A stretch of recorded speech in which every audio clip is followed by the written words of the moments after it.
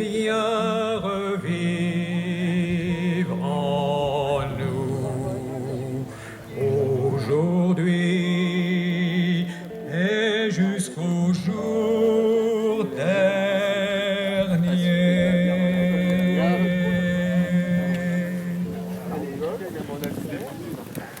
Faisant ici mémoire de la mort et de la résurrection de ton Fils, nous t'offrons, Seigneur, le pain de la vie et la coupe du salut. Et nous te rendons grâce car tu nous as choisis pour servir en ta présence.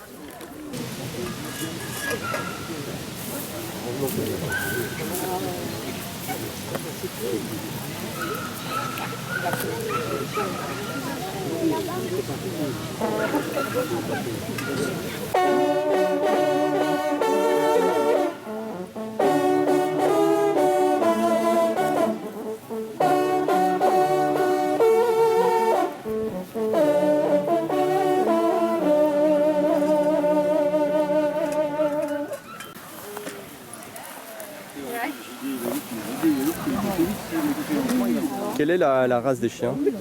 C'est des basséounes. On fait de l'élevage, on les vend à 90%, enfin même 99% aux chiens de compagnie, mais très peu de chasseurs.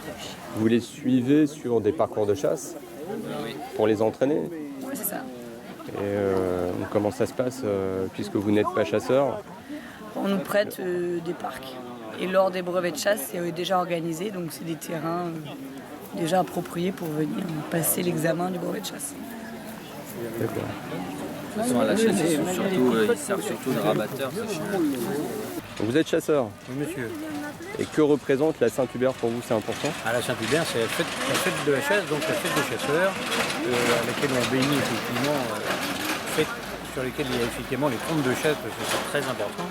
Et c'est le jour où on bénit les chiens et les maîtres. Vous chassez quoi avec vos chiens? Principalement, on est créancé sur le chevreuil. Mais si on tombe sur une herde de sangliers, ils partent aussi sur le sanglier. Mais normalement, ils ne doivent chasser que le chevreuil. Il y a des accidents parfois, des chiens blessés? Ah oui, ça arrive. Alors sur le chevreuil, pas trop, hormis si le terrain est un peu accidenté. Mais sinon, sur le cochon, effectivement, sur le sanglier, il y a souvent des accrochages avec le gibier. Et là, il y a effectivement des blessés, voire même des morts. Le président de la société de chasse de Port-Mort c'était son idée, à Jean-Louis Mansois, c'était de faire une fête à Port-Mort avec toutes les autres associations de Port-Mort. Ça, je crois que ça ne s'est jamais fait ailleurs, c'est-à-dire faire participer la municipalité, la société de chasse et toutes les associations de la commune, plus la fédération des chasseurs. Ça ne s'était jamais fait, Jean-Louis a voulu le faire, il a eu raison parce que ça a marché. Vous êtes chasseur vous-même? Oui. Vous avez des chiens? J'ai des chiens. C'est important qu'ils soient bénis par le prêtre pour la Saint-Hubert? La bénédiction, ce n'est pas la bénédiction des chiens, c'est la bénédiction du travail des chiens. C'est-à-dire que dans l'éthique de la chasse, l'acte de donner la mort, c'est l'acte final, mais ce n'est pas l'acte principal. L'acte principal, c'est le travail des chiens. Donc le prêtre a eu raison, il a dit « je bénis le travail des chiens ». Car pour un vrai chasseur, c'est ça qui compte le plus. Il a béni les chasseurs aussi? Les chasseurs, oui, on les bénit. Quand on fait des chasses, des grandes chasses, et qu'on a des sonneurs, il y a différentes sonneries, c'est les honneurs aux animaux. C'est pas parce qu'on tue un animal qu'on ne doit pas le respecter. On respecte les animaux, les grands animaux. Et dans ces sonneries, il y a aussi honneur aux chasseurs. Quelle est la différence entre un bon chasseur et un mauvais chasseur? La même qu'il y a entre un bon conducteur et un mauvais conducteur. Si vous voulez, vous avez des gens pour qui le but principal de son loisir ou de l'acte qu'il entreprend, c'est pas l'éthique. L'éthique, on chasse avec un chien d'arrêt. C'est pas parce que le chien d'arrêt va vous arrêter un perdreau qu'il faut tuer le perdreau. hein. Bon, faut se limiter dans ses prélèvements. La nature, elle a besoin qu'on l'aide. Alors donc, il faut avoir un chasseur, un conducteur doit avoir l'esprit de sécurité.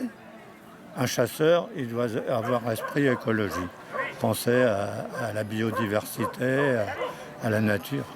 Voilà, c'est tout. Moi, j'ai été élevé comme ça. Alors, bon, maintenant, il y a des chasseurs qui ne pensent pas comme moi.